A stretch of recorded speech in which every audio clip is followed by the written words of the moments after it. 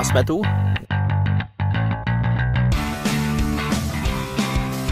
Tomu tady jiná není v těch horách, to je parádní. A tady vzadu tam už je Bosna. Tahle cesta zaskočila i mě. A vypadá, že to je pěkně hluboké.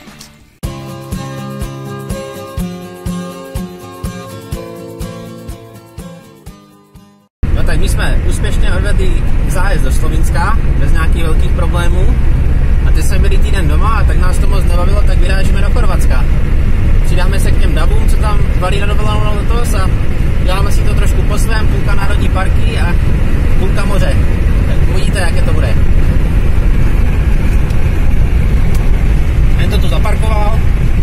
Bych vám chtěl říct, že už je 1:30 ráno a my jsme konečně dorazili do Chorvatska. Cesta po maďarských okreskách úplně super, to je jak jedna velká dálnice. Žádný provoz a když se člověk nebojí předjíždět, tak to jde úplně samo. No, tak o 3:30 ráno nás to tahá všelijakýma chorvatskýma dírama. Přijde mi, že v období, co jsme přijeli hranice, je to furt sama vesnice. A když konečně vyjedeme mimo vesnici, tak jsme v takové díře uprostřed ničeho. Jenom les.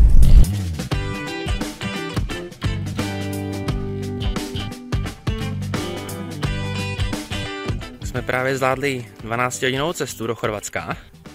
Zaparkovali jsme ve vesnici Mukinie, která ještě spí, protože teprve 5:45. A snad tímto kouskem ušetříme za parkovné u Plitvických jezer.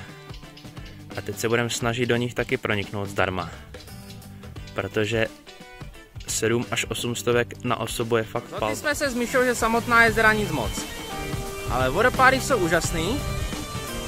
A ta čistá voda, to je něco.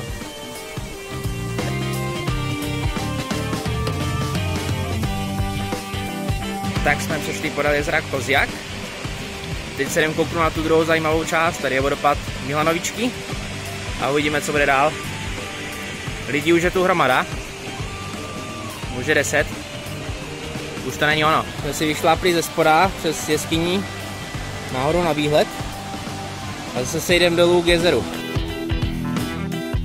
Jinak tu jsme hned u hlavní cesty, to jde i slyšet, takže kdo by chtěl jít zdarma, tak stačí jenom projít tady takový kousek lesem. A teď jsme si tu v Baške Oštarie vyjeli na vyhlídku a za chvilku se budeme koupat do moře. Musíme si 900 výškových dolů. Tak dole můžete vidět ostrov Pák, tam jsme se byli s Míšou před 5 lety na týden na koupačku švachtat. Tam ty kotce jdem zítra.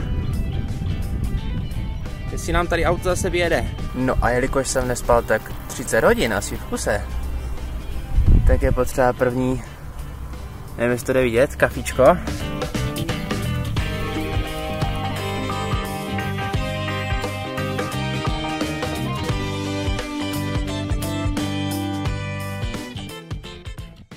Tak Míša vaří první chorvatskou večeři.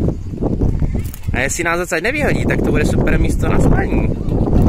S parádním výhledem. Tady dole jsme se koupali dneska. Voda trochu studenější.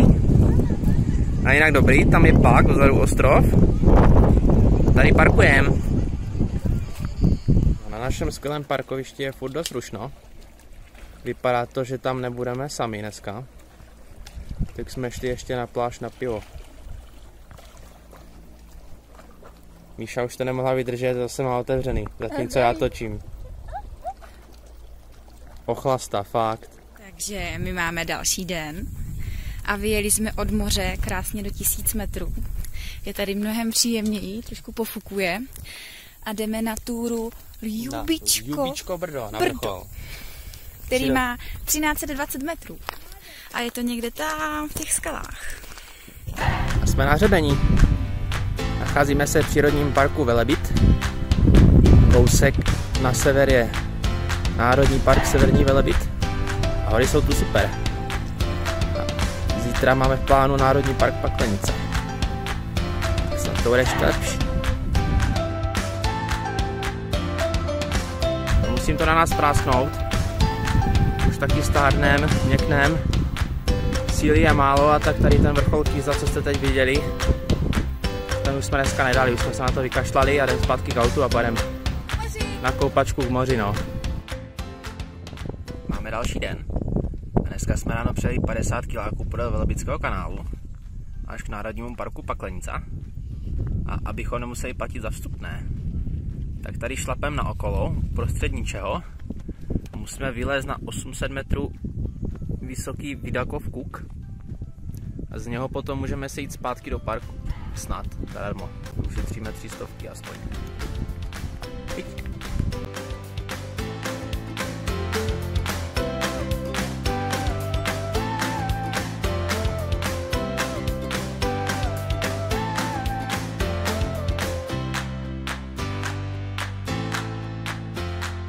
No není na to se v 35 stupňovém vedru štrachat po horách, ale mají to tu moc pěkný. Pod náma je kaňon Veliká Paklenica.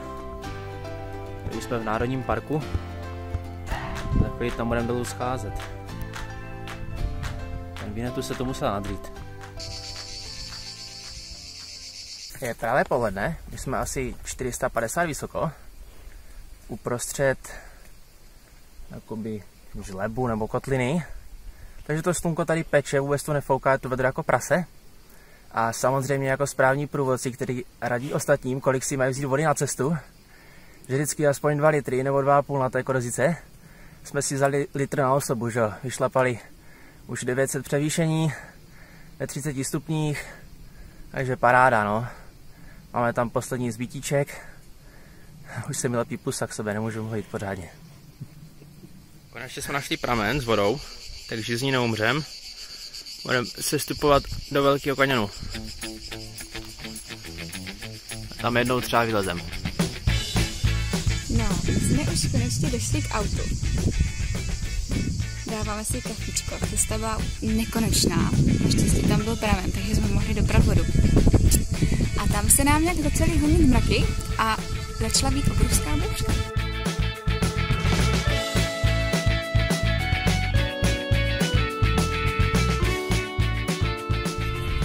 Rozhodli, že vystoupáme nahoru do Paklenice a do Velebitu, ať máme lepší výchozí pozici. Tak zase pěkně trápíme auto do těch kopců a výhledy super. Včera jsme si tady tohle dali pěšky, takovou stezkou, pěkná makačka. Dneska potřebujeme jít ještě na vyšší kopec, potřebujeme nějakých 700 věd od moře. Takže si to zkrátíme a vyjedeme si tam pěkně autem. No. Tak bude spotřeba, 15 na 100. Astra už vyjela do 500 a musíme teda říct, že to je obrovské trápení. Jedeme to skoro na jedničku. No, to je skoro, ale jedeme na jedničku. A občas tam dáme dvojku. Kopec jako prase. Ale zatím je to po asfaltu, tak je to fajn. Já jsem čekal šotorinu, aby jsme nevyjeli po té šotorině.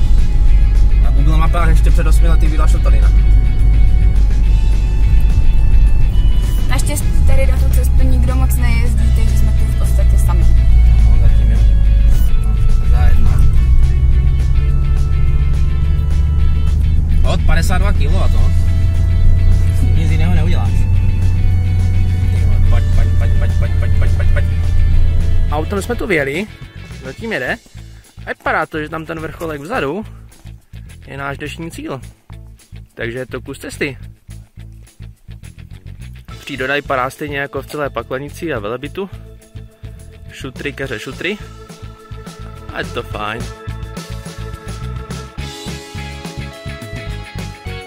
Jsme kousek pod vrcholem. Mají tady super skály. A je to takové pěkně zrásněné. Parádní výhled. Teď možná polezem nahoru Feratou. Nějakou C-čkovou. Tam jede vrchol. Tady dole nějaký hříbek. Tak nás před chvilkou vyhodili. Zapadly pláže, čistá voda. Všem tohle vypadalo na mapě jako normální hlavní tah. Tady na pavoučku se točil